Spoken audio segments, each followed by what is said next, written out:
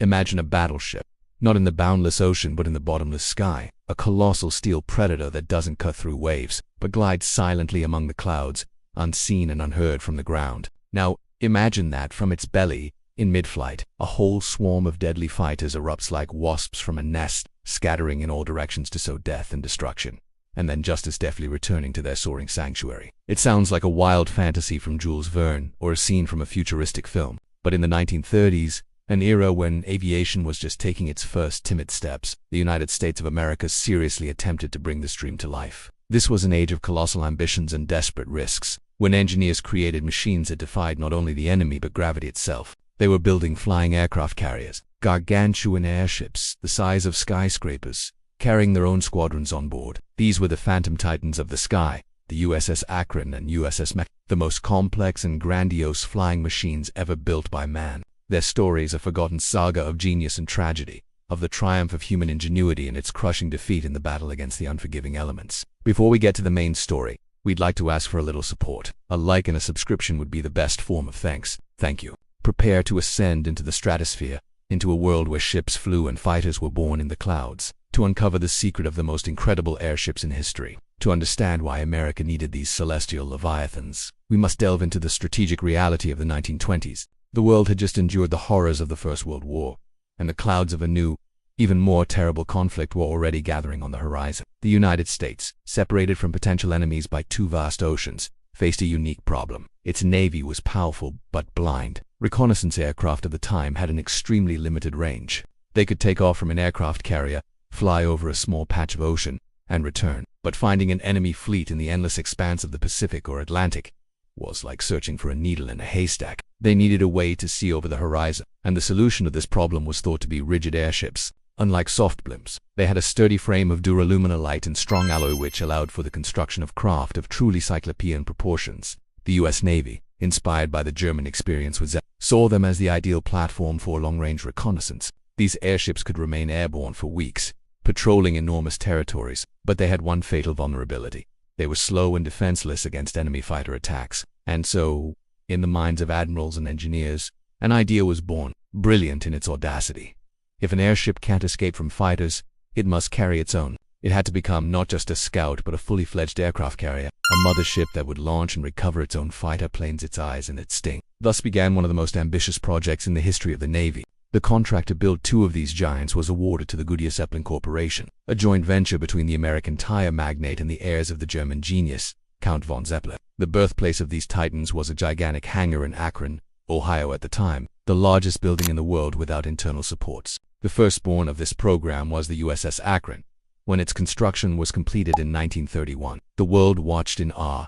Its dimensions were staggering. Its length, 785 feet. That's longer than 3 Boeing 747s placed in. Its diameter, over 130 feet. A whole fleet of small ships could have fit inside its hull. To lift this behemoth into the air, it required 7.4 million cubic feet of helium, an inert and safe gas, unlike the explosive hydrogen that had doomed many German airships, including the famous Hindenburg. The heart and main secret of the Akron was its internal hangar. This was a massive bay inside the airship's hull, capable of holding up to 5 small Curtiss F. But how do you launch, and more difficult still, recover an airplane onto an airship flying at an altitude of several thousand feet? For this, a unique system was developed, known as the skyhook, or trapeze.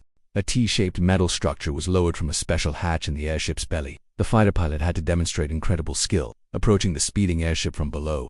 He had to match its speed and then carefully guide a special hook, mounted above his biplane's top wing, onto the trapeze's crossbar. Once the hook engaged, the plane's engine was cut, and a mechanism aboard the airship retracted the trapeze, along with the helplessly dangling aircraft, into the hangar. There, the fighter was detached, moved along special rails deeper into the hangar, refueled, and rearmed for its next mission. For the pilots, it was an incredible test. They called themselves the men on the flying trapeze. One of them later recalled it was the most thrilling thing you can imagine. You're approaching this giant silver cigar in the sky. It seems stationary, but it's hurtling along at 60 miles per hour. You have to catch this tiny crossbar swinging in the wind. One mistake, and you either crash into the airship's hull or go into a tailspin. The system worked. The USS Akron became the first operational flying aircraft carrier in history. Following the Akron, its sister ship, the USS Macon, entered service. Together, they were meant to be the next chapter in naval warfare. Their initial flights and exercises made a stunning impression. The giant, silvery ships, appearing silently from behind the clouds, had an almost mystical effect. During one exercise, the USS Macon, using its scout planes, managed to locate an enemy fleet hundreds of miles away while remaining completely undetected. It was a triumph. It seemed a dream had come true. Admirals envisioned an entire fleet of these celestial carriers patrolling the approaches to America, making it impregnable. Newspapers were filled with glowing articles about the queens of the air and guardians of the nation. But these brilliant titans had one deadly and relentless enemy, against which their strong duralumin frame, powerful engines, and courageous crew were all powerless. That enemy was nature itself. The weather, the immense surface area of the airships made them extremely vulnerable to storms and strong gusts of wind. Their gigantic structure, which seemed so robust on the ground, could become a fragile eggshell when battered by the elements in the sky. And tragedy was not long in coming. On April 4, 1933, the USS Akron was caught in a violent storm off the coast of New Jersey. It was a night of torrential rain and hurricane-force winds. The giant ship was tossed about like a toy. At one point, a powerful gust of wind struck the lower fin, tearing it off. The structural integrity was compromised. There was a blood-curdling screech of tearing metal. The airship's tail dropped, and the uncontrollable machine plunged into the icy waters of the Atlantic. The disaster was horrific. Of the 76 crew members, only 3 survived. The program's chief proponent, Admiral William Moffett, who was on board, was among the dead. It was a terrible blow to the Navy's prestige and to the entire program. America was in shock. How could the most advanced machine built by man perish so helplessly? The investigation revealed that, in addition to the storm, design flaws and the lack of life jackets on board, it was believed the airship could unsink so quickly played a role. Despite the Akron tragedy, the program was not shut down. All hopes now rested on the USS Macon. Its design was improved, incorporating the hard-won lessons from its predecessor. It was equipped with life jackets and inflatable rafts. For a time it seemed the Macon was destined for a happier fate. It served successfully with the Pacific Fleet, based in California. It completed dozens of patrol flights, its Sparrowhawk fighters successfully launching and landing on the Skyhook many times. It even participated in the search for a missing ocean liner. But fate, it seemed, haunted these celestial giants. On February 12, 1935, while returning to base after exercises, the USS Macon, like its sister ship, was caught in a storm off the coast of Big Sur. Hurricane-force winds. Again, monstrous stress on the giant frame. Suddenly, there was a loud crack. Structural girders near the upper fin had failed. The skin of one of the gas cells was ruptured. The airship began to lose precious helium and began a slow but inexorable descent toward the water. But this time, things were different. The captain, Herbert Wiley, having learned the lessons of the Akron's demise, gave clear and calm orders. The crew's response was disciplined and orderly. Everyone put on their life jackets. As the airship descended, inflatable rafts were deployed. When the airship touched the water, it was not a rapid plunge but a relatively gentle landing. The USS Macon remained afloat for about an hour before finally sinking. Thanks to the captain's courage and the crew's training, a greater tragedy was averted. Of the 83 people on board, only one died, a radio man who had jumped from too great a height. The loss of the Macon was the final nail in the coffin for the flying aircraft carrier program. The Navy's 2 most expensive and complex machines had been lost, not in combat, but in a battle with the elements. Public opinion in Congress were firmly against it. They saw these projects as nothing more than an exorbitantly expensive and dangerous toy.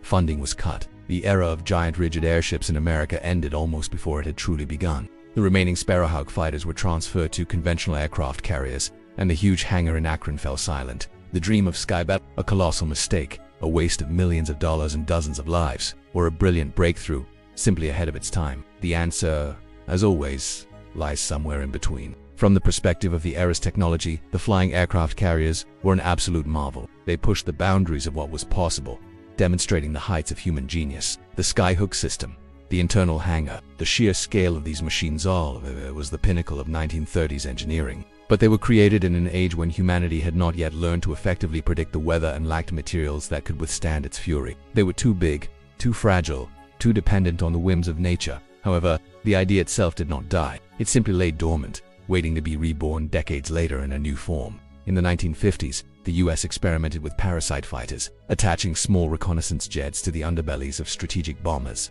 And today, in the age of drones, the idea of a flying aircraft carrier is experiencing a renaissance. The US Defense Advanced Research Projects Agency, the famous DARPA, is actively developing the Gremlins program. Its goal is to launch and recover a swarm of small, reusable drones from a C-130 transport plane drones that can conduct reconnaissance, jam enemy signals, or even carry out strikes. It is the very same concept as the USS Akron and Macon, just realized on a new technological level. The wrecks of the celestial giants themselves rested on the ocean floor for decades, forgotten by all. It was only in the 1990s and 2000s that deep submersibles managed to locate and explore their crash sites. There on the seabed, amid the twisted duralumin, they even found the remains of 4 Sparrowhawk fighters that went down with their mother ship, the USS Macon. Today, these sites are designated as underwater memorials. They serve as a silent reminder of that bold and tragic era when America built castles of steel and helium in the sky. It is a monument not only to an engineering failure, but also to boundless human ambition, to the eternal quest to conquer the skies and see beyond the horizon.